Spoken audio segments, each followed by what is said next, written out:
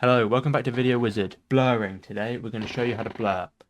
Okay, so I have my clip here and I want to blur out the sun. Okay, this sun up here. So you want to head up into your effects tab and type in Gaussian blur. Am I saying that right?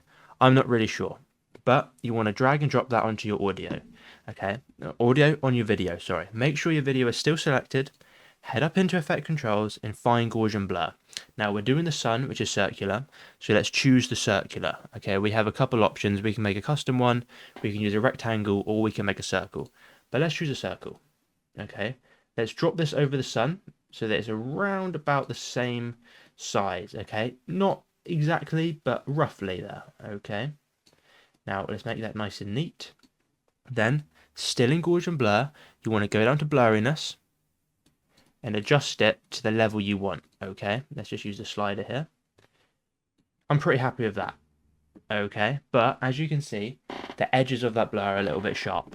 That is where mask feather comes in. Okay, this is going to round out those corners and make it look a lot nicer. Okay, it would if I had it selected. So let's do it now. There you go. Looks a lot nicer now. Okay, that is how you blur a stationary object. As you can see, in this video, I have moving cars, just like that.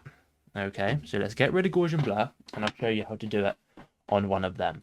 Let's go to the beginning of the video, where this car is. We're going to focus on the blue car. Okay, reapply Gaussian blur. You don't have to do this, but you'll need to make another mask, and it's just easier if you do it this way.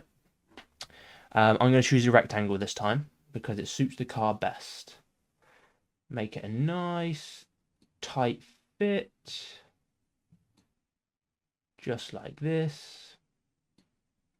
And again, we will adjust blurriness, just so you can see it better. Again, I've showed you how to smooth it out, so mask feather, let's not worry about that. Then, where mask path is, you want to press this play button. Okay?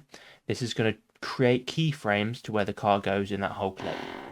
Let it do its thing, go back to the beginning, and you see it is tracking that car. That is how you blur in Adobe Premiere Pro.